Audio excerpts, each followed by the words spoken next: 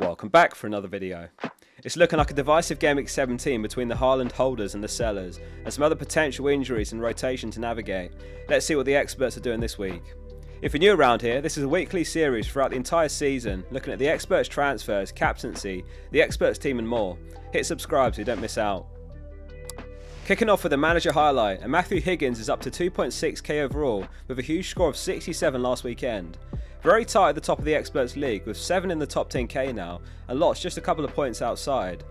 Marcin got the top score of GW16 with 82 points. Did you manage to beat the experts average of 56? So here's what their transfer activity looks like this week. Just 5% are rolling, the lowest it's been perhaps all season. 58% spending 1 transfer, 32% making 2 transfers, and 3 managers have made 3 for a -4. And there are a couple of wildcards active this week. We've got a wildcard from a top manager who shared their team with us later in this video. So with a huge amount of transfers made, let's break down which players are joining their teams and which are leaving. The results are pretty decisive, a massive 44% are dropping Haaland. It was 97% owned among them before this week, so just a little under half are convinced he doesn't play and are taking the chance on selling, with Watkins the most transferred in by 31% and Solanke just behind with 30%. If you had to pick one between the two, Watkins has to edge it, given that he and Son are going to be the favourites for captain in Game Week 18. If you can help it, you don't want to find yourself in Game Week 18 without Watkins. He might even be on penalties this weekend with Douglas Luiz suspended. This graphic from Ray.fpl on Twitter paints the picture nicely on Solanke's appeal. For audio listeners, it maps the fixture difficulty and underlying numbers of all the forwards. Right at the very top is Solanke. Bournemouth are on top in terms of fixtures at the moment. They've got Luton home, then Forest away, and then Fulham at home as their next 3. Solanke, as we know, completely nailed. He's on penalties, and he plays 90 minutes pretty much every game. Son sits in the top right quadrant of the chart with good fixtures and good underlying numbers.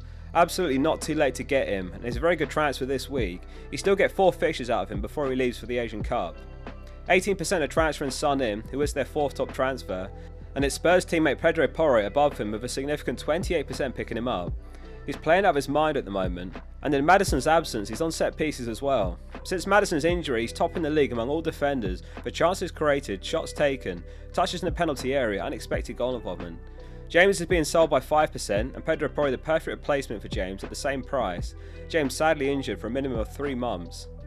Richarlison also picked up by 5%, it could be a cheap gem at 6.6 mil, and his goal involvement might rise after Son leaves in January. Some of the experts have had enough of Darwin despite the good fixture, and he's been sold by 3%. If you're looking for a cheaper defender than Porro, then Pau Torres is 4.6 mil. He faces Brentford, who may struggle for goals without Mbeumo, and then he's home to Sheffield United in Game Week 18. Really in form at the moment, and he seems to find himself on the end of set pieces. They've got Man United away after that, where benching is an option, before more good fixtures to Burnley and Everton. Senesi, also another nice cheap option, 3% are picking him up for the Luton home fixture. Over the last 8 game weeks, Bournemouth are actually 4th best in the league for expected goals conceded, which is hugely impressive.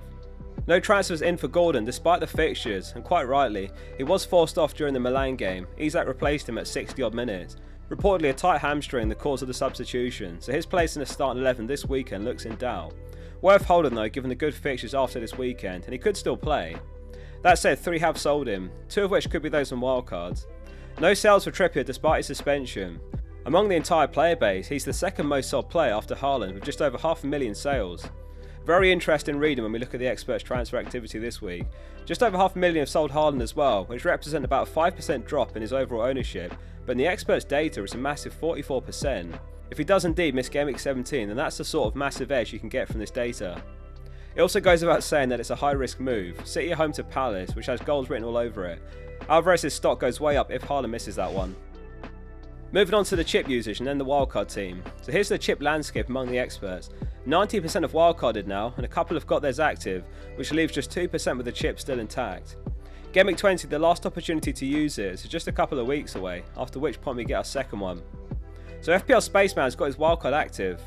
If you're familiar with FPL Review's season review tool, he ranked number 1 in the world on their massive data model last season. His wildcard team's got Edison and Arriola in goal. In defence he's got Gabriel, Colwill, Trent, Pedro Porro and Pau Torres. In midfield he's got Saka, Salah, Palmer, Son and Andreas. In the front 3 is Watkins, Solanke and Alvarez. He's sent us an incredible bit of commentary, here's what he had to say.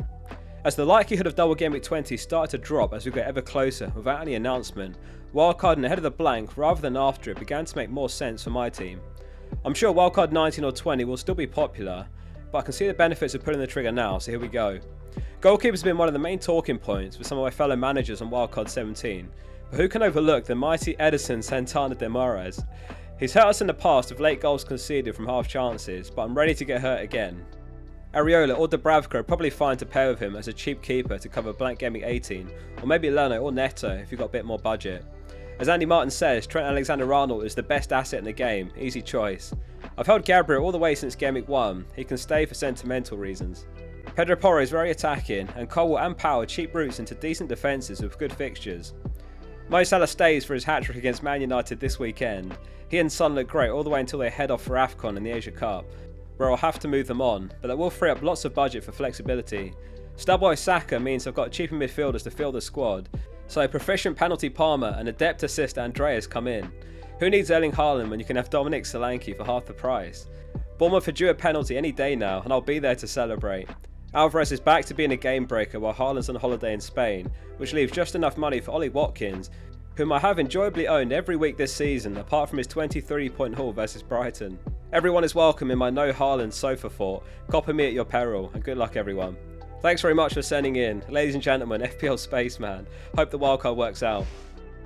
So on to the question of captaincy. Very one-sided results this week. 85% of the experts are on Captain Salah, 8% on Son, 6% on Haaland, and 1% on Alvarez.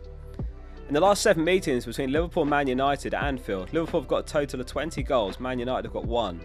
Another handy graphic from Rob TFPL here, looking at the projected goals of every Liverpool fixture that they've played this season so far. And incredibly, at 2.8 goals projected for Liverpool, it's their third highest of the season, even higher than when they had Luton away and when they were home to Fulham and Forest. So the markets are absolutely back in a comfortable Liverpool win. United without captain Bruno, who's suspended, and Shaw and Maguire could also be out of injury. Pulling up the goal scorer odds for Gameweek 17, Salah's top with a 50% chance of scoring any time, Son's in third with a 43% chance, Darwin actually second with a 46% chance, rested in Europa League, as was Tsimikas, which is promising. Salah and Trent didn't travel at all for that fixture. FPL Review's projections have got Salah top this week, followed by Son, Alvarez and then Solanke. So let's move on to the experts team. I hope this video has been helpful for you so far. If it has, the easiest way to show support is by subscribing, and you'll get all the future videos in your feed as well. The experts team is composed of their highest owned players among all their teams. In goal is Dubravka, double Arsenal defence with Gabriel and Saliba, and Pedro Porro joins the team in place of Lascelles. In midfield, Salah, Son, Gordon, Saka and Palmer, and up top it's Watkins and Darwin. It's very close, but it looks like Haaland could be set to drop out of the team. Never thought we'd see the day. Areola made the bench for West Ham's Europa League fixture against Freiburg, so that's good news for owners. He's back from injury. Tsimikas, Archer and Taylor, the other 3 on the bench. Darwin's very close to dropping out the team. We're expecting a front 2 of Watkins and Solanke from next game week. Every week we ask the experts for their tips and thoughts for the coming game week. Matt Brooks says the Haaland injury has thrown the cat amongst the FPL pigeons this week.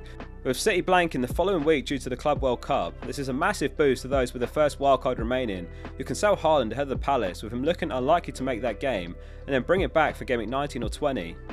Oscar's holding on to Haaland, not me. He says buying Richarlison, instead of freeing up the Haaland money to get Son this week, I'm just going to keep Haaland on the bench and hope he's back quickly. This might save me 4 transfers total over the foreseeable, with Haaland out and in, and then Son in and out in Gameweek 21. I expect Son to hurt me over the next 4 weeks, but having all these transfers over the busy period could be very valuable. If Haaland is out long term, then I might be in trouble though. FPL Hitman is selling Haaland, but with a laid out plan to get him back. He says, I've taken a chance and sold Haaland. I'm playing the upside game and taking chances, and I plan to get him back in place of Salah when he goes to AFCON. Dave KS says you won't get anything from Pep, but if his dad is selling him. And lastly, Turtle11 says flags everywhere. Thanks very much for watching. We'll be live for the deadline later today and hopefully with clarification on Haaland. See you all then.